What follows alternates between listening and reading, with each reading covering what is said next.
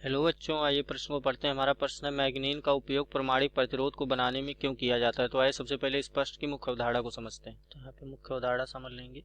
मुख्य अवधारणा हम जानते हैं, आप प्रश्न हमारा किस पर आधारित है, मुख्य अवधारणा पर। मुख्य अवधारणा नहीं, यह प्रश्न हमारा आधारित है प्रमाणिक प्रतिरोध पर। प्रमाणिक प्रतिरोध। तो आइए जान लेते हैं प्रमाणिक प्रतिरोध क्या होते हैं। सबसे पहले हम जानेंगे प्रमाणिक प्रतिरोध के बारे में। तो देखिए, प्रमाणिक जो प्रतिरोध होते हैं हमारे, ये प्रमाणिक प्रतिरोध ऐसे प्रतिरोध होते हैं, ऐसे प्रतिरोध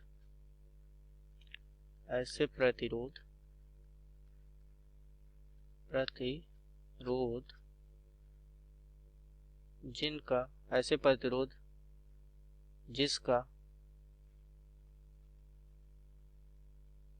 मान ताप में परिवर्तन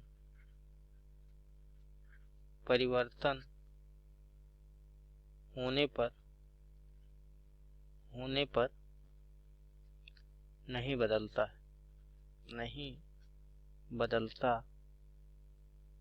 है।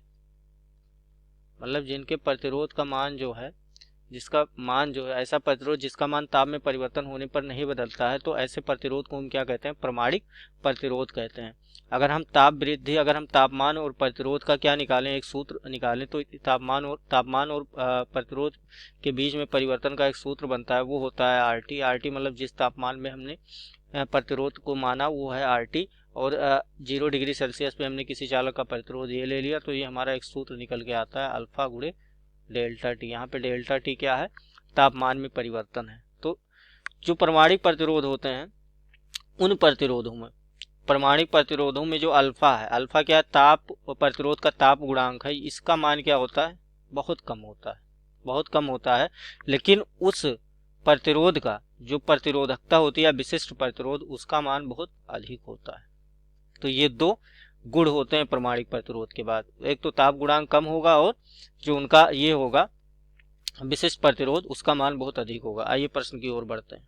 तो यहाँ पे देखें, प्रश्न में दिया मैग्नीन का उपयोग प्रमाणिक प्रतिरोध को बनाने में क्यों किया जाता है। तो आइए सबसे पहले मैग्नीन के बारे में जान लेते हैं, मैग्नीन क्या होता है। तो यहाँ पे लिखेंगे मैग्नीन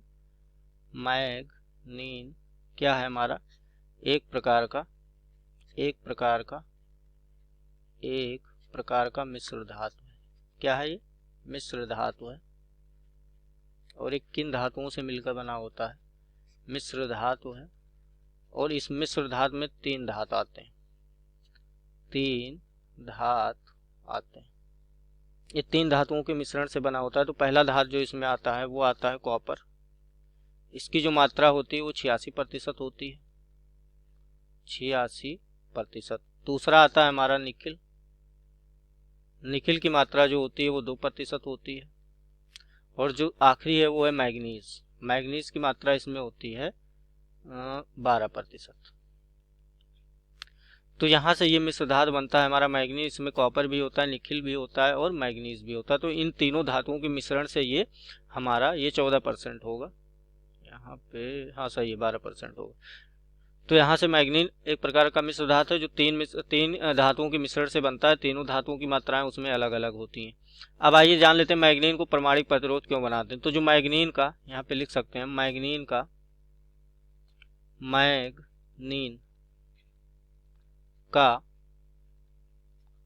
ताप गुणांक, मैग्नीन के प्रतिरोध का ताप गुणांक क्या होता है, बहुत कम होता है। क्या होता है, बहुत कम होता है। मतलब अगर हम ताप में वृद्धि करेंगे तो उसमें बहुत ज़्यादा परिवर्तन नहीं होगा।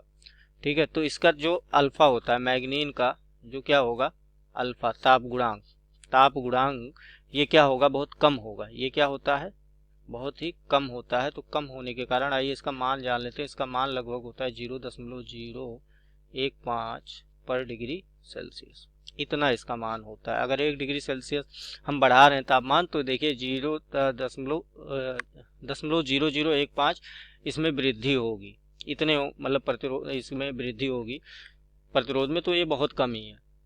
दूसरा चीज क्या है जो इसकी विशिष्ट प्रतिरोध है, रो, इसका जो मान होता है विशिष्ट प्रतिरोध का मान, किसके लिए, मैग्नीन के लिए, तो विशिष्ट प्रतिरोध का जो मान होता है ये बहुत अधिक होता है, बहुत अधिक। मतलब अगर हम तापमान में बहुत ज़्यादा वृद्धि करेंगे थोड़ा बहुत तो इसके विशिष्ट प्रतिरोध में कोई परिवर्तन नहीं होगा, बहुत अधिक होता है। तो इसलिए क्या करते हैं हम, मैग्नीन का उपयोग प्रमाणिक प्रतिरोध को बनाने के लिए करते हैं, क्योंकि इसके प्रतिरोध का ताप गुणांक बहुत कम होता है और इसके विशिष्ट प्रतिरोध का मान बहुत अधिक होता है। मैं आशा करता हूँ इस प्रश्न का उत्तर आपको समझ में आया होगा। धन्यवाद।